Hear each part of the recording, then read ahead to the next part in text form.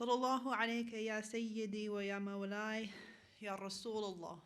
صلى الله عليك يا سيدي ويا مولاي يا أبا عبد الله يا رحمة الله الواسعة ويا باب النجاة الأمة. غريب مظلوم كربلاء يا ليتنا كنا معكم فنفوز فوزا عظيما. Today is the night in which many of us are commemorating the sacrifice and the final life decision made by Al-Hur Al-Riyahi, and some words that are from his viewpoint. I see his figure floating between the rubble, his face as solemn as the breeze behind me. His eyes tell a tale of something beyond bravery. I fear the calmness of his being, as if he has an army of thousands behind him. Yet the reality is 72, and he is not fleeing. I am in an enchanted situation with him and his flawless design, waiting for and knowing of what my whispers decline. I breathed too long through impurity. My bravery was the only currency.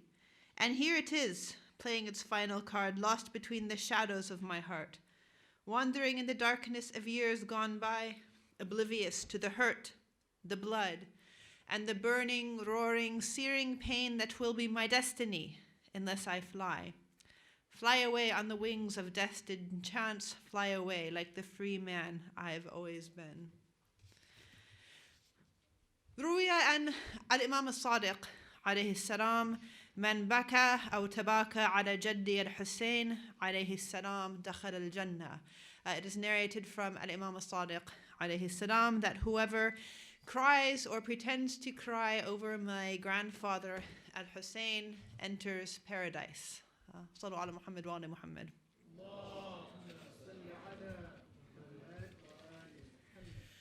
One of the fundamental problems to plague humanity, really from the dawn of time, has been why there is evil and suffering in this world. Whether it is individual suffering, individual loss, things that happen to us through no fault of our own, especially when we see calamities befalling children, children getting cancer, children being killed, children being orphaned. We can't look at them and say that they're somehow being punished for their sins, or even ourselves. Things happen to ourselves that we really don't feel like we justly deserve. Things happen on a massive scale in society. I'm sure many of you recall the immense loss of life a few years ago from some of the floods, the tsunami in Southeast Asia. And this sort of thing does happen quite frequently. Earthquakes, floods, hurricanes. There are all sorts of disasters to afflict humanity. And some we have some part in. For example, a nuclear meltdown. We can say that we built the reactor and we had some control. Sometimes things that are happen that are partially under our control, but still it's not just. For example, after the American invasion of Iraq, there were a lot of sad stories of people who were living in extreme poverty because at that time the country had been under sanctions, so a lot of just very basic things that we take for granted and which are, alhamdulillah, available today there, they were not available. And so one of the things people would do, people who didn't know it, maybe had a minimal amount of education, not necessarily living in the urban areas, is they would collect used radioactive canisters that were discarded by the army, put water in them, and you can imagine the result. So you can say, well, yes, we as human beings have some control, but still that's a horrible thing to happen to someone, and it's through ignorance. And why would a just God punish someone like that through ignorance? So the problem of what we can call evil and suffering is something that people have been concerned about for a long time. And I would say virtually all the world's religions have some way of attempting to explain this. We are probably familiar with many explanations, and I'm sure we've pondered these questions ourselves. If you look at the very ancient traditions, you do find some, and I mean non-monotheistic traditions, some of the, if you will, non-Abrahamic religions of the world, We find evil is sometimes personified. So there's a sense of a cosmic battle between a force of good and a force of evil. So this is why there's evil in the world. Or to some people, it might have been the work of deities who are not well inclined towards human beings. Now, obviously, within the monotheistic tradition, we don't accept any of these explanations because we believe God is all-powerful and there's no, although he did create shaitan, or Satan, shaitan is not equal to God in his power.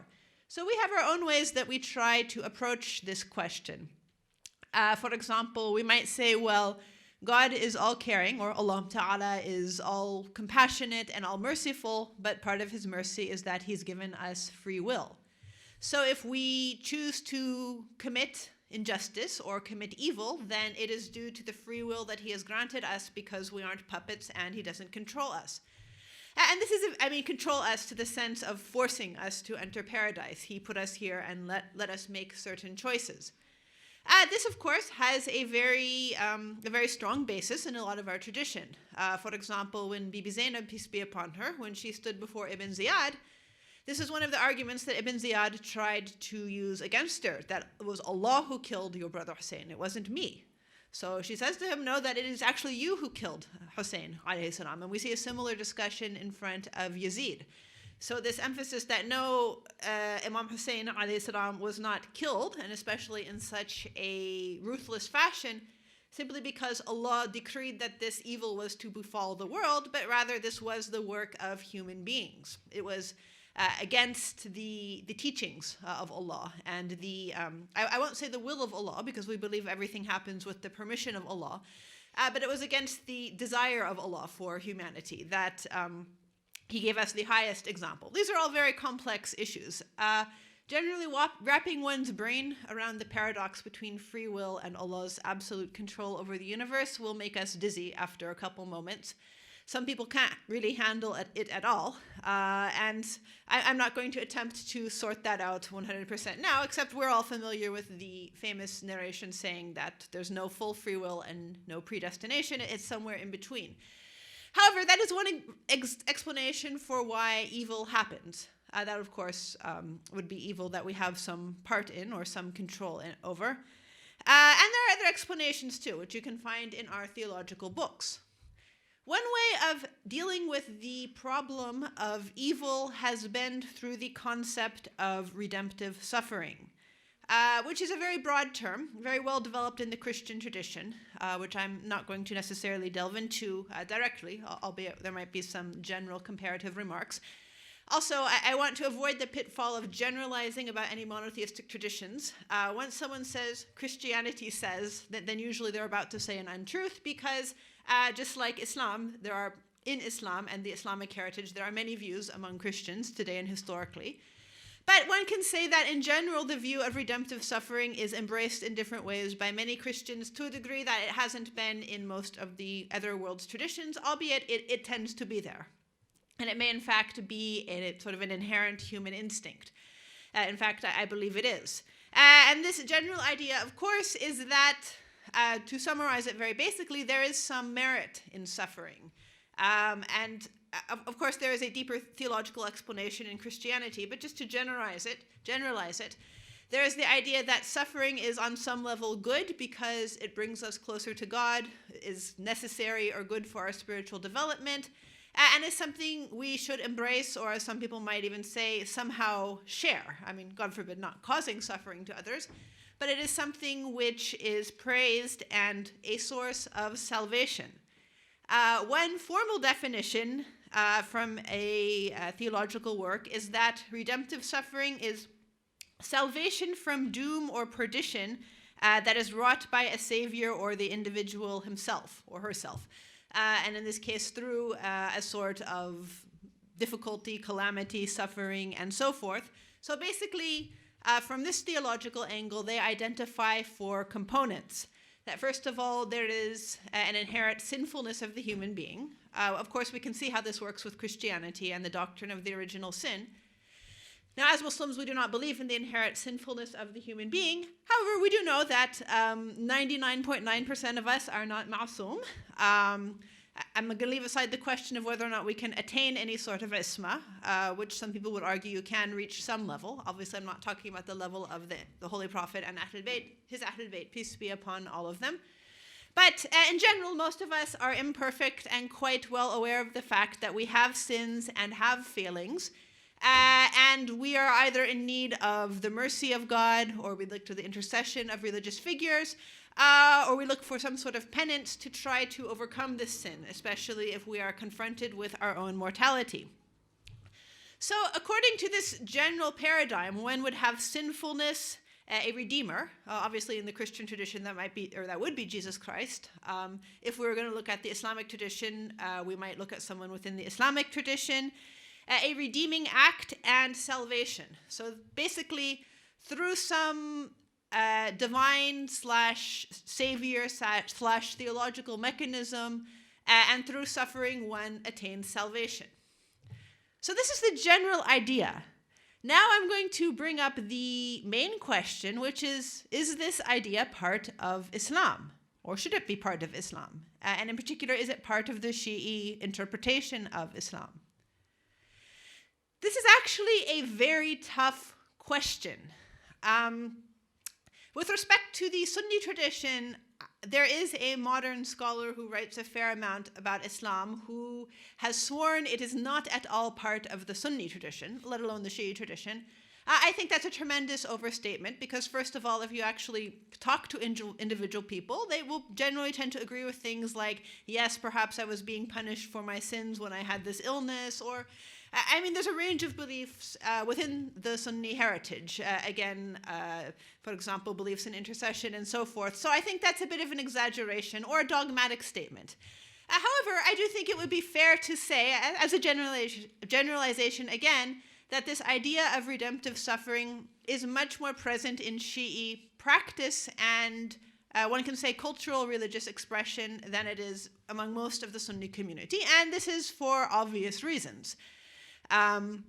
For example, the narration I mentioned at the beginning tells us very specifically that there is some sort of merit to experiencing some sort of grief, right? And we have any number of narrations to this effect that there is some sort of salvific effect to experiencing grief or pain on behalf of Ahlul Bayt, alayhimus salam, to be happy at our happiness and sad at our sadness. And of course, digging into people's minds and hearts is very challenging. We all may have different motivations, conscious or subconscious, for commemorating Ahlul Bayt and attending majalis. But I think it's safe to say that at least some of us, and many of us, at least some of the time, attend majalis or shed tears for Imam Hussein, or we may even engage in various commemorations that bring pain or injury to ourselves, like matam and so forth. We know there's a variety of practices in the Muslim world. In order to not just to express our loyalty or express our sadness, which may be also reasons why we're doing it, but in the back of our mind, probably, at least for some of us, there's a sense that in this lies salvation. That maybe somewhere, if I am sad enough, or if I, at least for many people, the motivation might be if I were to inflict pain on myself, then maybe this would somehow lead to salvation. Now, of course, this is not as clear-cut among us as it is, say, in the Christian tradition. I'm not saying all the time. There is a misunderstanding among some onlookers with respect to Shi'ism. They interpret our practice in a Christian paradigm and say, basically, Shi'i Muslims hit themselves in order to achieve salvation. I'm not saying that we necessarily believe that, or even that's a theological belief, or even necessarily a desirable belief. I think that is, like I said, a very open question. However, that one can say there is a sense of that in some of our ritual practice, some of our poetry. And if one were to actually try to support that idea, one could make a case for it. Professor Mahmoud Ayub, for example, did write an entire book where he makes a case for redemptive suffering in Shi'ism. And I should point out right now that there was a bit of groupthink going on about this topic. One of my colleagues at the Islamic College has also been lecturing about this month. And I know for a fact that one of the anonymous members of the group here, who shall remain nameless, did in fact share Professor Ayoub's book with him, and then he was speaking to me about it. So this has been a sort of group development of the subject this year. Sheikh Zakaria, Muhammad Zakaria, who you may be familiar with, and inshallah his lectures will be online so you can listen to what he has to say. But I think it's noteworthy that despite the fact, when he told me that I am going to lecture about redemptive suffering in Islam, my first question to him was, well, are you going to argue for it or against it? Yes or no? Is there or isn't there? And I wasn't quite sure what the answer was going to be. And so that shows how there is, I think, a bit of a gray area and a large spectrum of beliefs among us. So on the one hand, you can make the case. On the other hand, there's a Turkish researcher whose name eludes me right now, but you can find it online, who has written a refutation of that book and said, no, actually, this has no place in Shiism. And not only that, it's not necessarily discussed in these terms, but we can find in the past century a number of prominent thinkers and ulama who have really tried to refute this idea. And of course, this gets into the larger issue that came up this past century of what should the nature of Shiism be. And it's phrased in many ways. There's the red Shiism versus black Shiism that you may be familiar with, the passive Shiism versus active Shiism, cultural Shiism versus real Shiism, etc. But however you phrase it, the idea is, do we have these commemorations just to repeat our rituals and cry, and through sitting and crying and eating tabaruk and doing matam and so forth, then we're going to enter Jannah while everything is going to pieces in society? Or are we supposed to actually put our effort into implementing our religious beliefs and reforming the society? And I think, I mean, I don't need to explain this. We're all familiar with these dynamics. And for example, Shahid Mutahari emphasized that if one wants salvation, it's not through this sort of suffering that you get salvation, because Allah makes it clear how you get salvation in the Holy Quran. How do we get salvation? Through belief, so through faith in Allah Ta'ala, and through good works. This is what's emphasized in the Holy Quran, that if you believe in God and you do good, then He will bring you into paradise. And Allah makes it clear what our religious responsibilities are, such as salat, such as zakat, such as amr bil ma'ruf, or enjoining what is good in society. Allah does not outline suffering as a duty in the Holy Quran. So there is this push, one can say, in a fair amount of modern thought to try to de-emphasize this sense of grief or suffering as a redemptive act, probably due to the I would say immense passivity of some of the Shi'i whole in the past century. And he emphasizes quite rightly that the example of Imam Hussein alayhi salam was not to sit and cry, but it was to actually get up and try to fulfill these values. So for example, to establish the salat, the prayer, whatever that means in a larger context, of course, not just literally praying, and charity and social justice and so forth. So Imam Hussein himself did not embrace suffering as a means of coming closer to Allah or as an act of worship, but instead he tried to carry out with these commands, or he put all of his efforts into carrying out these commands of Allah, and that was why he went through the suffering at the end of his life. And so I think it is very important to keep these points in mind. That being said, I think it can be a little bit dangerous sometimes to emphasize any value of redemptive suffering in the Islamic tradition if we are in a very traditional and ritualistic situation. So for example, if you're, yes, I see a confused look. So if you are in a society which is focusing only on the tradition or only on the ritual, then sometimes elaborating on that is not what the society needs. And I think it's definitely clear that at the time that was not what his society needed. However, if you do want to address the bigger question of, is there any sort of redemptive value in suffering in the Holy Quran and Ahadith, or is it present in the account of Karbala? Like I said, you're going to find a yes and no answer. And to be fully honest, and I know people don't like to hear this, and I know we're not supposed to say this in front of people, but to some degree, the conclusion you're going to draw is going to depend on which historical sources and which ahadith you conclude and believe are authentic. I mean, I have my beliefs and my views, and any other person will present their arguments and so forth. But in the end, one can raise a case and ask the question, is the picture we have today the same as, for example, the Shia had in the 2nd century Hijri or the 1st century Hijri? Does it actually come from the Imams, or was it built up over time? And that is a much bigger issue, and I'm not even going to attempt to look at that. I'd like to look at just a few aspects of this that we might experience in our daily lives. Salawat.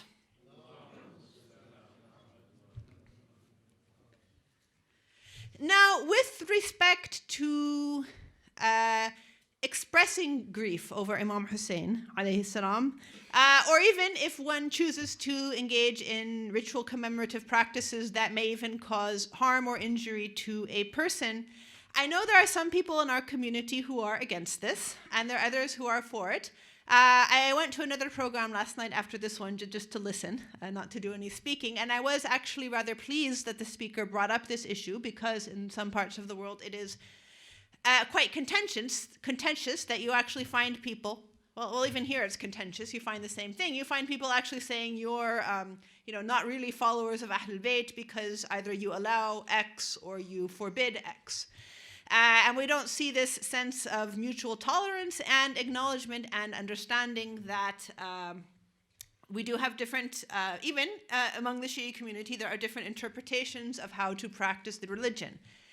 Now the speaker did say just leave it to the maraja, because each marja has their own different view. Albeit if I can politely add on to that point, I did feel that was unsatisfactory, because I think the root of the issue is we don't respect the religious leadership that everyone follows. So for example, I found it quite regrettable then that when Sayyid Fadullah passed on, there are people who didn't acknowledge that because they said he's not a real marja. So if you just say leave it to the marja'iyya and then someone doesn't accept your marja, that doesn't actually solve what's going on among people. And also it doesn't really address the fact that these issues become politicized and issues of identity politics and a bit less of theological issues and issues of worship, unfortunately. And people just get caught up in this sort of, it's basically the nafs coming out as sort of ego politics and group politics, us versus them, and so forth. So I don't at all want to get into the discussion from that angle, but with respect to whatever grief, etc., we might experience or express for Imam Hussein, alayhi salam, I do actually believe that it makes us into better people. And the reason why I think it makes us into better people is, if nothing else, leaving aside any sort of thawab or divine intervention or aspect of that, I believe it increases our empathy as human beings. I believe it, it makes us consider the situations of people that we may not consider. Many of you may know Brother Khalil Jafar, for example, who gave a lecture series on freeing the butterfly within, and he actually does address the topic of suffering in some of his lectures. In any case, I find it's a very sincere lecture set. But one of the things he mentioned that stuck in my mind is that if you recount the events of Ashura every year and you shed tears over it, that no matter what someone does to you, you're never going to deny them water, because you have felt pain over the loss of water. You have put yourself in the position of the Imam and his companions and the women and the children, and it's very unlikely that you would inflict that pain on someone else. Now, I'm not saying someone else is automatically going to do that either, but it does change a person. A sincere expression of grief or emotional engagement. And I believe there's also a psychological basis for this too, that people tend to remember, internalize, and react more strongly to things that there's an emotional association with. So for example, if I say something to you right now, it very likely will not remain there next year. But if I yell it at you, or if I'm crying, then most likely you're going to remember it, because we are, as human beings, quite simply put, primed to remember the things that have an emotional association. So I do think that is an important aspect of our tradition. It is something which is emphasized in ahadith, albeit the means of expression may vary from place to place, and I think that's fine. I have been enjoying the presentations here. Also, I had the privilege of going to the play put on about Hazrat Hur Riyahi today. And it was quite moving too. It was quite well done. It was clear they had put a lot of effort into it, and they'd really very carefully rehearsed what they wanted to do. And it was genuinely moving. I mean, let's be honest. There are times when we cry. There are times when we get to the tabaka part of the hadith, and we may sort of pretend to cry out of respect and so forth for the event. But really, I could see this was something that moved people to tears. Although the idea of having, taziyeh or a play reenacting the events of Karbala is not new, it's something that's been done in a lot of places for quite some time, and you still find it in a number of places. However, the way they approached it was different from one can say, the traditional sort of approach, and they made use of multimedia, for example. There are a number of modern theatrical elements, and I thought it was overall very effective. So I'm not advocating that we have to necessarily stick with certain methods, but I think there is a merit in the general method, and ultimately that can lead a person to elevation, to salvation, so to speak, although not necessarily in the Christian theological sense. Now, with respect to suffering in the Holy Quran and Hadith in general, I would say there is and is not a merit to suffering. I know this is terrible, but most good questions can be answered with both yes and no. Basically, it depends on the circumstances. We have in our Hadith that going through trials and difficulties is something that develops us. For example, it purifies us like gold is purified. That is to say, like gold is purified in the fire, a believer will be purified through calamities, as if, God forbid it were through fire. And so I think many of us would agree that this is something we have experienced, that it is what we've been through in life that has made us into the people we are today. Conversely, sometimes when we meet people who don't seem to have had many challenges in life, sometimes we might find that they don't seem as, perhaps as mature as they could be. That we feel there is some wisdom that comes from going through difficulty and coming out ahead. In fact, someone asked me once, and this is actually a very profound question. They asked me, what is better for you? Times of difficulty or times of ease? Because a lot of our du'as refer to both, right? And ideally the mu'min or the believer should be the same in difficulties and times of ease. We should be turning to Allah the same and having the same good morality. We should be the same people in both situations. But in reality, as the ayat mentioned that were being recited before this, sometimes it is when we are going through times of difficulty that we have more faith, that we turn to Allah more, we're praying more, maybe we might be more compassionate. Of course, it should not be like this, and inshallah, it's not like this for everyone, but it is something that you really stop and think about because, by nature, suffering and difficulty is painful and uncomfortable, and you don't want it to continue. But on the other hand, sometimes you look back and you say, no matter how difficult that was, and I don't want to go through hell again, nonetheless, there was some good in that time. So I think we do tend to have this sense that suffering builds us. Hence, for example, I was thinking of Brother Khalil Jafar's lecture, which is about freeing the butterfly within. The idea that the caterpillar goes through this struggle to become a butterfly. Going through challenges in life can have this effect on us too. Similarly, one of the, I would say, challenging things we find in our ahadith is the notion that one's level of suffering is concordant with one's level of faith. Many of us are familiar with the narration that says that the prophets go through the greatest trials and suffering, and after that, then the imams, the awliya, and then after that, the believers according to their faith. So the idea is those who are closest to Allah will suffer the most. Or there's a narration that says that there's a certain level of faith that can only be reached through poverty or bodily harm, that you have to go through some difficulty to reach a certain position before Allah Ta'ala. Even with respect to the narration we were discussing a few days ago, what is related with respect to Imam Hussein, alayhi salam, is that he received word from the Prophet sallallahu alaihi wa in a sort of spiritual sense that you have to be martyred before you can reach this, pinnacle of this position that Allah Ta'ala has willed for you.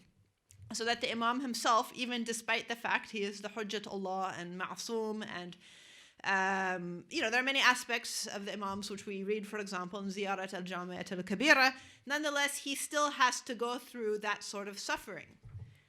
So there is this apparent connection between suffering and faith in our tradition.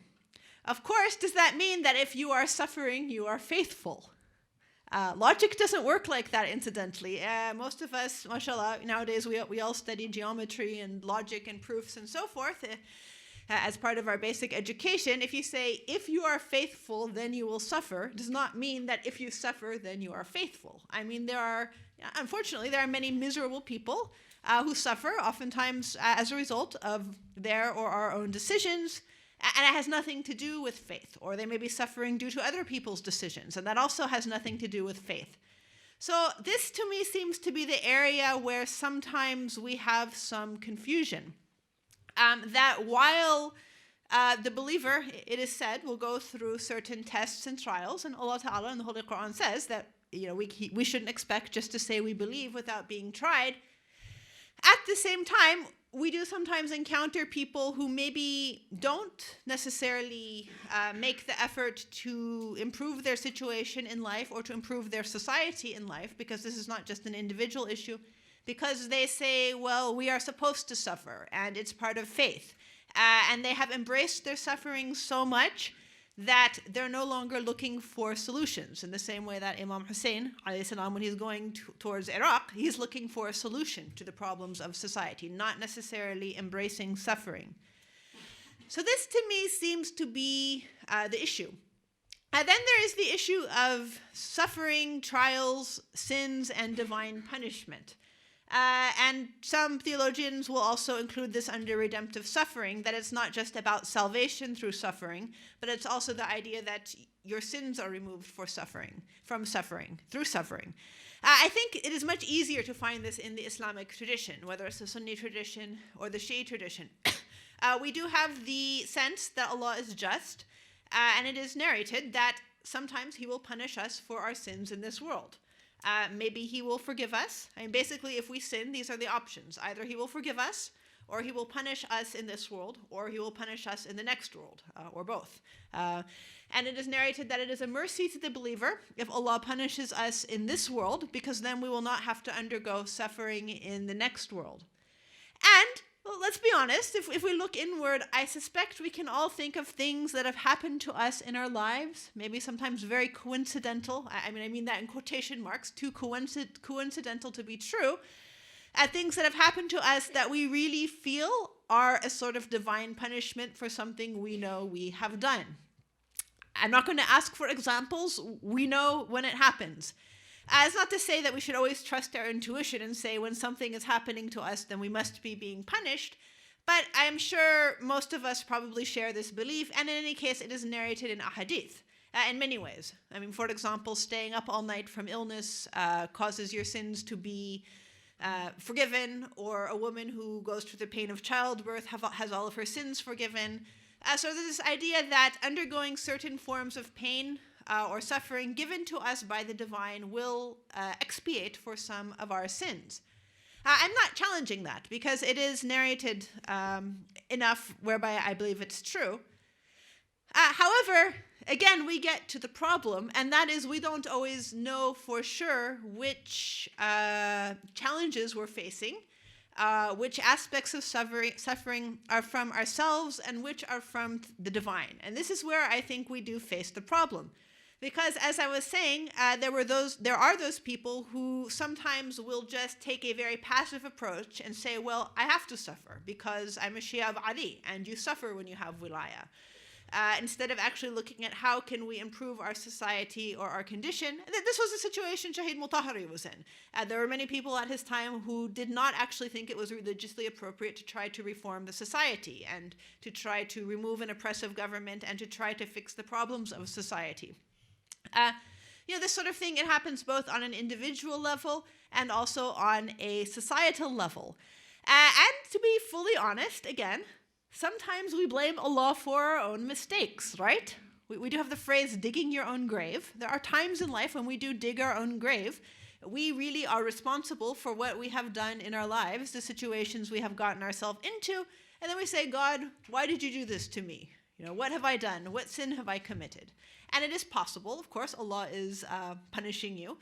But also Allah Ta'ala emphasizes in the Holy Quran that what befalls us is through our own hands. وَمَا أَصَابَ مِن مُصِيبَةٍ فَبِمَا قَدَّمَتْ أَيْدِيكُمْ or فَبِمَا كَسَبَتْ أَيْدِيكُمْ. And this is actually part of the discussion between Bibi Zainab, peace be upon her, Imam al-Sajjad, and Yazid, and also Ibn Ziyad for that matter.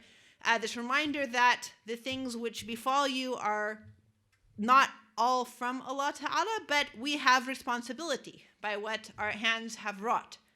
Now, some of you may be thinking now, well, wait a minute, there are other ayat about the Holy Quran, about suffering and misfortune. Yes, this is a very complex issue, and again, it gets to the issue of how to wrap our brains around the issue of Allah's absolute control over the universe, His foreknowledge, while at the same time allowing us to have free will. But suffice it to say that the Holy Quran here is basically encouraging us to have self-responsibility. And this is very important. In fact, it goes along with what we were discussing last night, which is self-determination. And that is that at the end of the day, there will be some things we cannot do anything about. There will be, whether it's personal situations, disasters, and so forth. However, it doesn't particularly help us to say, I can't do anything about this. If we genuinely can't do anything about something, it's with Allah. We leave it to Him. But insofar as we can, we are expected to try to improve our circumstances, to come out of suffering. There is no merit to embracing suffering for the sake of suffering.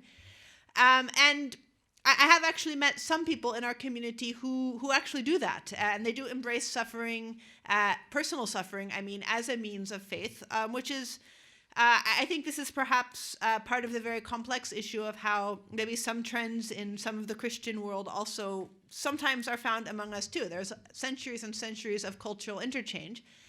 However, insofar as we can, we are encouraged to take responsibility and to try to improve the situation, that there isn't a merit to suffering because we are suffering, that simply suffering itself is not salvific, albeit there are some aspects that can be argued are.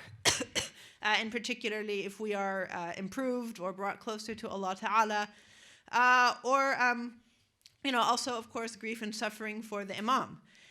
And one very important figure, I think, to keep in mind with respect to this discussion is no other than Hazrat al-Hurr al-Riyahi, who many of us are commemorating today, precisely because he is oftentimes presented as the example of someone who really shows us what it is to take control over your life.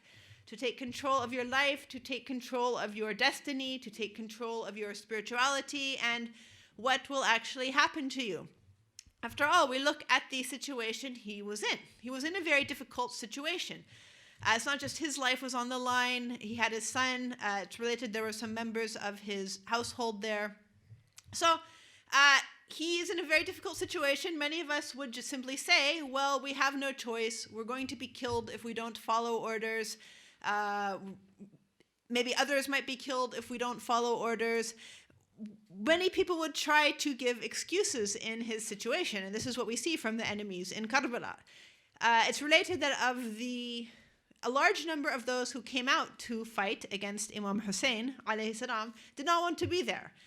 It's related that when Ibn Ziyad was trying to raise up the army against Imam Hussein, many people actually just fled because they didn't want to fight the Imam, but also they were afraid of being killed by Ibn Ziyad and the Umayyads. So they tried to get out of it, and so he actually made it so people could not flee from the army, and so he's basically forcing people to go into the army to fight against Imam Hussein alayhi salam. So it's not like everyone there actually wanted to go out and kill him, although certainly there were certain people who did. So when it comes to someone like Hurr, he's standing there, he's seeing on one side Jannah, he's seeing heaven on one side, he's seeing hell on the other side. He's at this very critical juncture in life, asking himself, saying out loud even, I see myself standing between heaven and between hell. He has to make that decision. And it is that one moment of his life, that one moment of decision, that we continually remember about him and are inspired by, to look at ourselves and see in what ways can we take responsibility for our own lives? In what ways can we all of a sudden make that decision to go to Jannah, to go away from the wrong path and to go towards the right path, no matter what our circumstances are, no matter what the consequences of doing the right thing are. And of course, we know how the story ends. He says, by Allah, I would never choose anything but Jannah. And then he rushes to the side of the Imam. He throws himself at the feet of the Imam. He begs forgiveness from the Imam. Of course, the Imam is absolutely willing to forgive him. He embraces him. He welcomes him. He apologizes to him. He says, I'm sorry. You've come to me as a guest. Only moments before, he was someone who was an enemy of the Imam, attacking the Imam almost, not to that point, but he was against the Imam in a military conflict, preventing the Imam from having water, and now the Imam is bringing him to his side and apologizing that he doesn't have any water to offer him. So truly Al-Hurr is someone who we can see really epitomizes this point whereby although Al-Hurr did undergo suffering for the sake of Allah, he was martyred, he and his son were martyred, nonetheless, he was someone who took his life into his own hands. He did not say, I'm suffering and I'm in this difficult position and that's the end of it, but instead he chose to do what was right, and for that he is always remembered as a fundamental example of a free man. To share some more words from Brother Tahir Adil, I was blinded in 1,000 ways until these pupils dilated and blossomed to his presence. Thorns once adorning the silk of my mind, now peeling away with the rough and unkind. Suddenly I'm positive from a negative sign, now let death come and take me away, because this beauty will not ever wane, as these eyes seated on their divorced thrones tremble in his presence, a fear I've never known, as I lay here basking in the joy of his name. Free as the breeze treading gently through my shadowed past, free as the tide crashing gently over the shattered souls behind masks, free as the air blown on the wind that shrieks, being free never lasts. One more change of direction, but this time destiny will rightfully forecast, sending my heart and soul to drift here, high above the rest, a benediction between the swords, above the years that chained me into Hussein's love as at last. Sallallahu alayka ya mawlai wa rahmatullahi wa barakatuh. وآخر دعوانا عن الحمد لله رب العالمين وصلى الله على سيدنا محمد وعلى أهل بيته الطيبين الطاهرين.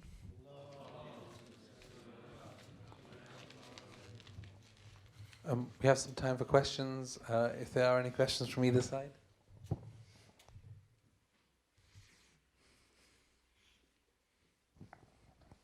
From the lady side?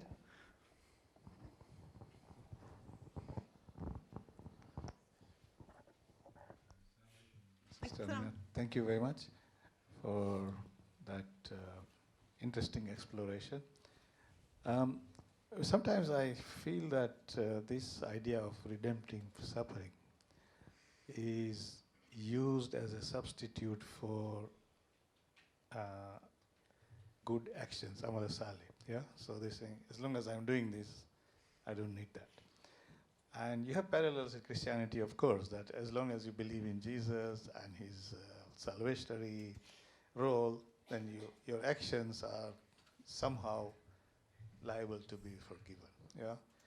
Or you have, for example, amongst some groups of Sufis, that as long as you have the marifa, you don't need to practice. So I think this balance between action and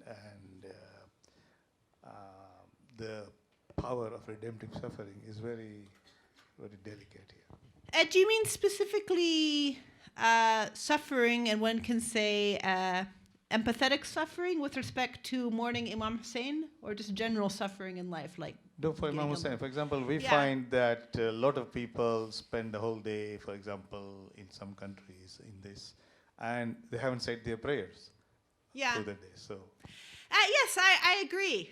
And I'm As you can probably tell, I'm slightly neither here nor there on the issue. I do definitely believe, personally, and you're welcome to take it for what you like, I believe there is a salvific component to mourning for Imam Hussein, alayhi salam. And I do believe that there's thawab. Many of us do attend majalis for thawab. One thing I try to do and encourage others to do is attend more or less as many majalis as you can this time of year for closeness to Allah Ta'ala. Although, of course, you have a point that you have other responsibilities too. That being said, there is a point where even I do get shocked at some things you hear in some of our, for example, traditional utmiya, which to my mind, it sounds Christian, where it's basically making it very clear we are doing this because we want to go to Jannah. And that's where, personally, that's where my line is, and everyone, I think, will have a different line. One of the things that really distinguishes modern Sunnism from modern Shiism,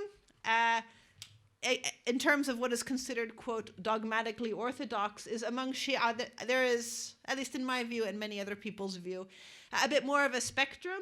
For example, there are many views about what is the nature of the imams, were the imams pre-created, what is the knowledge of the imams, and you can actually argue several points. I'm not saying they're all correct, but I'm saying the reality is we have a spectrum of views. But for me, yes, anything that to me seems to parallel, with respect, but to parallel the Christian view of redemption through through God sending His only Son to be killed. This is, to me, it's going too far. And yes, I think this can lead to a certain amount of passivity. I feel like we suffer when we go on either extreme.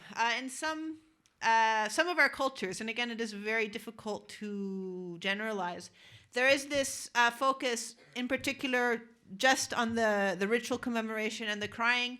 I have certain groups in mind that in particular for women, sort of the main focus is on just the emotional aspect of the commemoration and very little on the intellectual aspect or the social reform. So it does become basically very fossilized. It may still have an impact on people spiritually, but it's not a force for change in society. On the other hand, I do feel we lose out if we do lose both the emotional aspect and the spiritual aspect of commemorating the Imam. What I believe is that there needs to be a balance. Insofar as you're living a healthy life, fulfilling your responsibilities, trying to do Amr bil Ma'ruf in society, taking these things seriously, then yes, you match that with a hope in intercession, a hope in nearing Allah Ta'ala through grieving for the Imam or expressing that. But yes, I would agree in much of the quote-unquote Shi'i world, there is sometimes an imbalance towards that way. And yes, like you said, people emphasize it to the neglect of other issues. And I would say even beyond things such as salat or basic aspects of ritual practice, sometimes we get those aspects of ritual practice. So it's not that people are missing out on their ritual prayers or their fasting or these very clear issues of Sharia, but it's really the bigger issues that are missing, such as trying to work to eliminate poverty in the society, trying to eliminate corruption and nepotism and all of these ills that plague the world. And that's, of course, that's not doing Imam Hussein's sacrifice any service, because obviously he's very clear when he goes out that I'm going out to enjoin the good and forbid the evil and reform the ummah. So thank you for bringing up that point. And I suspect all of us would have some feedback on that thought. Any final?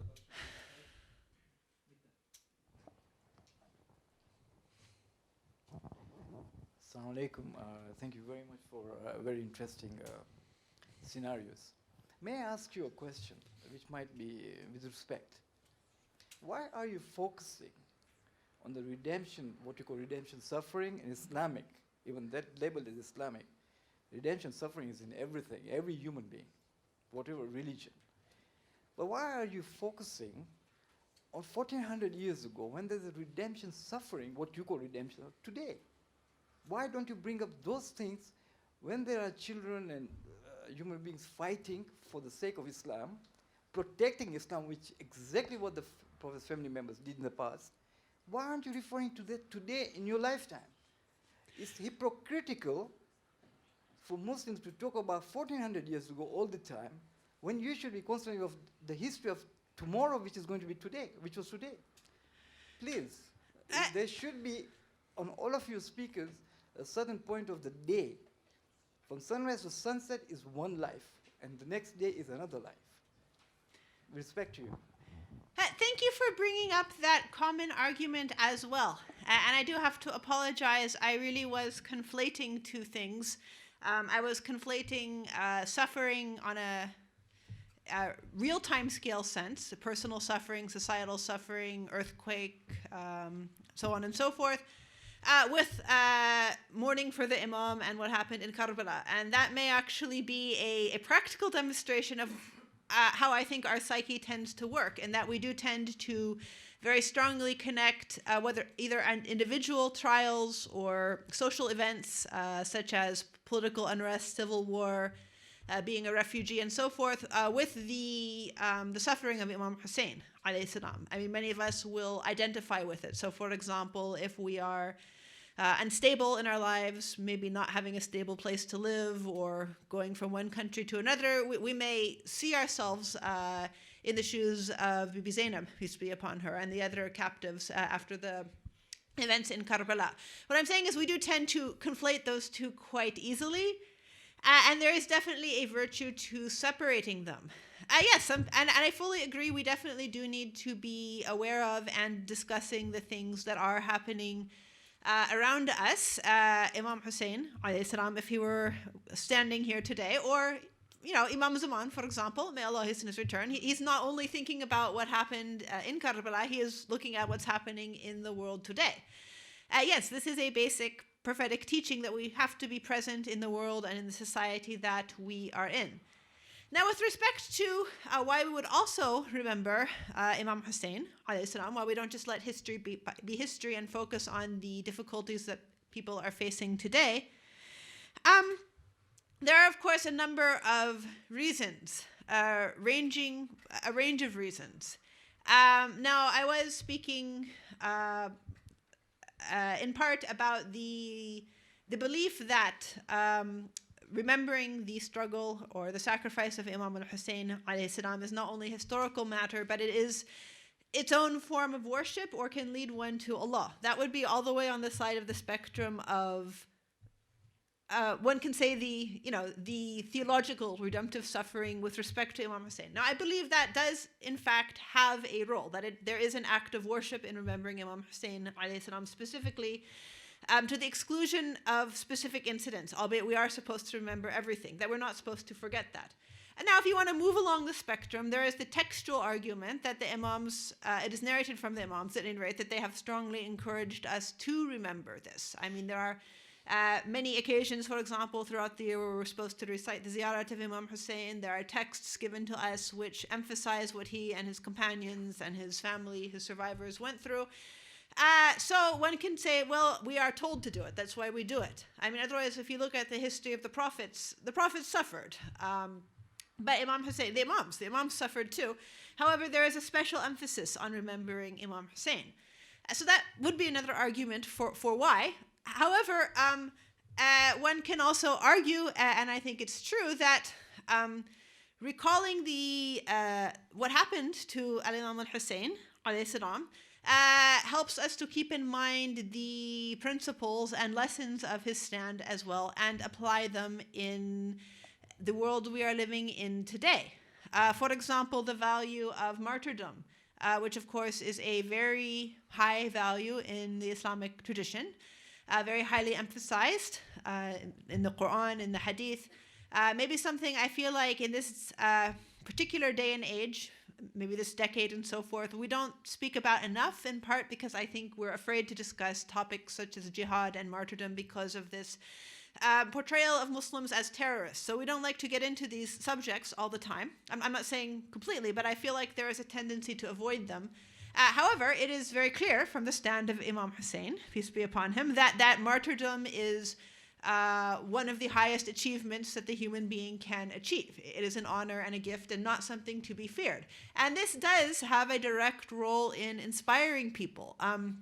We can see it among those people who do look to Imam Hussein alayhi salam as an example, they will use his example directly in their own lives to say, well, I will put my life on the line, for example, in Iraq right now, with the invasion of ISIS.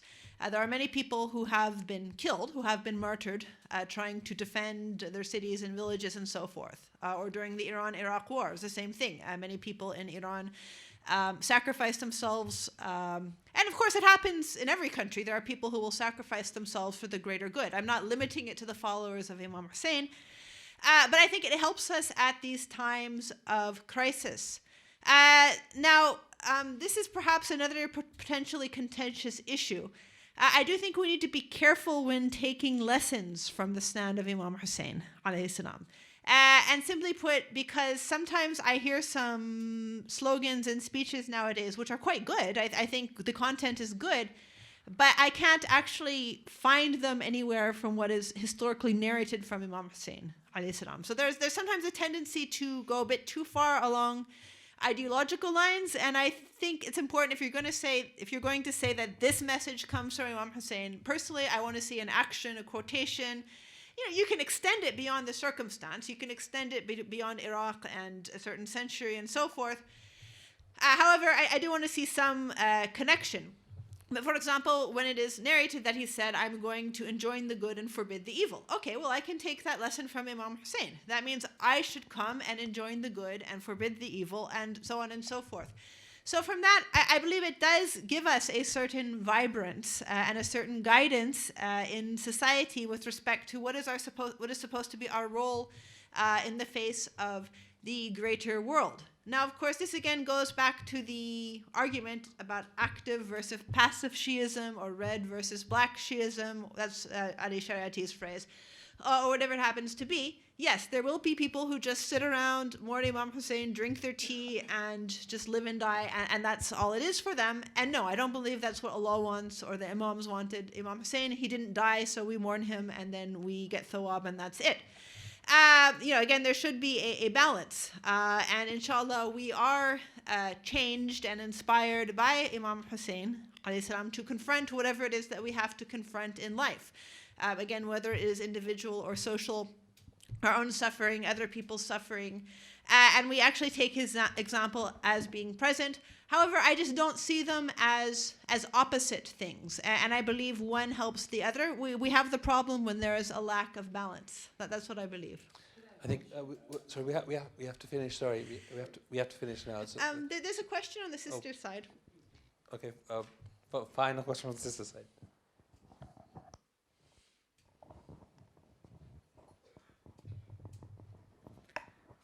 Assalamu alaikum. Thank you for the thought-provoking lectures.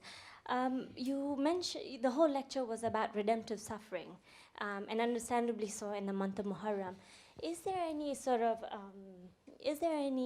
literature about redemptive joy? I sometimes feel within our Shia identity, we've pegged our identity on Hussein, quite rightly so. I mean, it's a momentous thing that happened, but surely looking back, surely there is some strength in redemptive joy as well, and we don't allow ourselves to harness the strength that can come from recalling joyous events that our imams and prophets went through. I wanted to know what you thought about that. That is a good question. I agree that within Shi'i cultures today and over some centuries, there definitely is a slant towards sorrow and not towards joy. Whether that was intended by the Holy Prophet and Ahl Bayt, peace be upon them, or not, I am not fully certain. This is a critique of the Shi'i community by other Muslims. Why is it you're always crying and you wear black and you have majalis?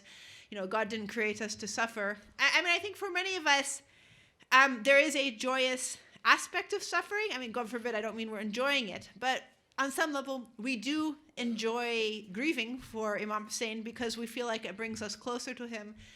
And it, we enjoy it out of love of Ahlul Bayt to remember him more. I mean, for many people, they do look forward to the month of Muharram and attending majalis and so forth, even though it's also a sad time. It's not a joy in the same way. Wedding would be, or for example, celebrating the wedding of Imam Ali and Hazrat Fatima, which is, an example of a joyous event. And of course, Ahlul Bayt alayhimus salam have advised us to or saying that we do celebrate their joy and feel sadness at their sorrows. I think this is an excellent topic to pursue. I am not aware of literature about it offhand. I would have to actually sit and think about this a bit more. But I think it is a very good topic of inquiry. So thank you for bringing it up.